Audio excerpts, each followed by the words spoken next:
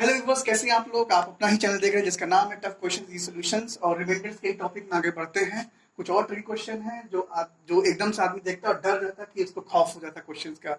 ये basically questions cat और UPPCS और कहते हैं आईएएस लेवल्स के हैं। लेकिन आजकल देखा गया है कि अब छोटे एग्जाम में भी कहते हैं नंबर ऑफ जो कॉम्पिटिटर्स उनकी संख्या इतनी ज़्यादा है कि अब भाई उनको स्क्रूटनी करके छांटना बहुत कठिन काम है। तो क्वेश्चंस बहुत ट्रिकी और बहुत ही कहते हैं वैसे टाइप के लिए लाए जाते हैं कि जिससे कहते हैं मैक्सिमम जनता फेल हो जाती है।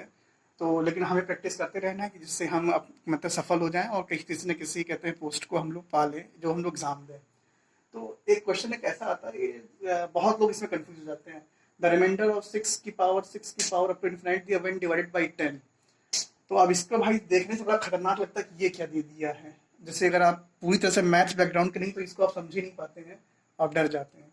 कुछ नहीं, एक इन्फिनाइट टर्म दिया गया कि सिक्स की पावर सिक्स की पावर सिक्स की पावर सिक्स की पावर सिक्स समथिंग है, आगे बढ़ता जा रहा है। मतलब एक प्रकार का ना खत्म होने वाला एक्सपेंशन है ये। तो इसमें करते क्या है कि हम सिंपल सिंपल लेते हैं। अगर सिक्स सिक्स सिक्स होता, नीचे 10 है, तो क्या रिमाइंडर आता? 6 आता। फोकस यहाँ करिए, अगर 6 की पावर 6 है तो 36/10 क्या रिमाइंडर आएगा? 6 आएगा, क्योंकि 3 बढ़ जाएगा। जब आप इसी तरह करेंगे तो आप हमेशा देखेंगे रिमाइंडर केवल एक ही टर्म आता है। वो क्या आता है? 6 आता है। इसका ऑप्शन क्या हो जाएगा? 6 हो जाएगा। 30 कभी ना मारिएगा धोखे से भी। एक क्वेश्चन ये बड़ा खतरनाक क्वेश्चन पूछा जाता है, देख के ही लोग डर जाते हैं कि ये है क्या चीज़। और ये जहां जहां आता है, अलजेब्रा में आता है चाहे, और कई जगह इसको दे देते हैं। लोग डर जाते हैं कि ये आखिर ये है क्या चीज़। ये है कुछ नहीं, ये a cube plus b cube plus c cube है, ये कुछ नहीं है। और ये थ्योरम कहते हैं, ये जो एक्सपेंशन तभी सक्सेसफुल होता है कि a plus b plus c is equal to 0 है।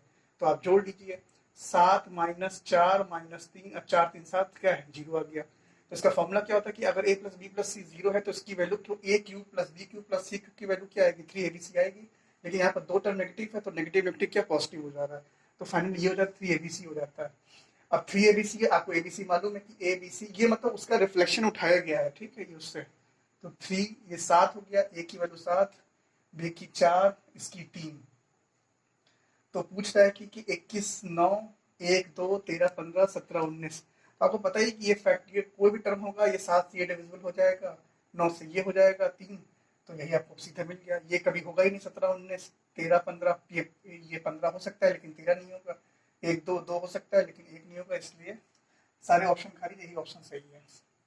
एक ही क्वेश्चन आता है, आसान सा होता है, 4 की पावर 61 प्लस ये सब दिया गया है। तो आप कुछ करना नहीं है कि आपको पहला टर्म से कॉमन लेना है। तो जो बच्चे हुए हैं उसको लिख दीजिए अंदर, उसको जोड़ लीजिए, तो 85 आखिरी में आता है जोड़ का।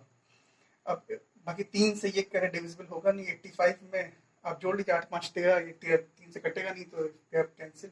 11 से कटता नहीं है, 13 की पहाड़ी में आता नहीं है। देखिए यही ऑप्शन बचता है 10 से, तो 10 से बस यही कट सकता है। और जो 2 बचेगा वो इससे कट जाएगा 4 की पावर 61 से, तो उसका ऑप्शन है 10 है। एक क्वेश्चन आता है कि how many numbers will be there in a minimum number formed by 1 and 0 and perfectly divisible by 225। मतलब आपको एक ऐसा नंबर बताना है जो कुछ डिजिट्स का है, उनके डिजिट्स की संख्या बतानी है, और जो 1 और 0 से ही बने और वो पूरी तरह से 225 से डिविजिबल हो। यहाँ फोकस करिए। तो 225 है, ये 225 आखिर है क्या? 25 गुणे 9 है, 225 आ जाएगा। बहुत तो कहेंगे इसको 5 गुणे 5 कर लीजिए, कर सकते हैं, कोई दिक्कत नहीं है, कर लीजिए। लेकिन जो 9 है, या कुछ लोग 3 गुणे 3 भी कर लेंगे। उसका करने से हमें कन्फ्यूजन होगा, हम डिजिट बनाने में हमें बहुत दिक्कत महसूस होगी। लेकिन आप अगर 2 टर्म ले लेंगे तो डिजिट बनाना आसान हो जाएगा।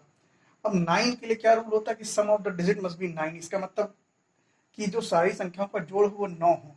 लेकिन वो एक कंडीशन रख देता है, यहाँ पे देखिए कि 1 और 0 से भी नंबर बनना चाहिए। तो 1 और 0 से नंबर बनना है तो उसमें 9 डिजिट हो, तो क्या हमने 9 बार 1 ले लिया, 1 2 3 4 5 6 7 8 9। अब ये इनका सम क्या हो जाएगा? 9 हो जाएगा। इसका मतलब क्या, ये 9 से डिविजिबल है। 25 के लिए कि लास्ट के 2 टर्म क्या है? 0 होने चाहिए, तभी 25 या तो 75 हो। लेकिन हम 75 लिख देंगे तो हमारी कंडीशन ही फेल हो जाएगी 1 और 0 वाली। तो इसीलिए हमने क्या किया, यहाँ पर 2 0 ले लिए। तो हमारी कंडीशन सेटिस्फाइड है यहाँ पर। तो ये अब टोटल नंबर कितने? 9, तो ये होगा 2 0 10 11, ये हो गया। पॉज करो। हेलो व्यूअर्स, एक लास्ट टॉपिक रह गया था, मैंने इसी वीडियो में इसको ऐड कर लेते हैं।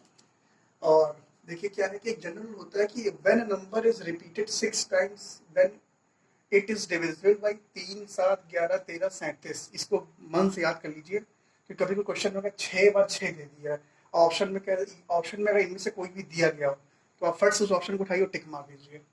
तो एक मुझे रूल बताना था। बाकी मेरे चैनल को लाइक सब्सक्राइब करते रहिए, बेल आइकन दबाते रहिए और ज़्यादा से ज़्यादा शेयर करिए, अपने दोस्तों को शेयर करिए। शुभ रात्रि।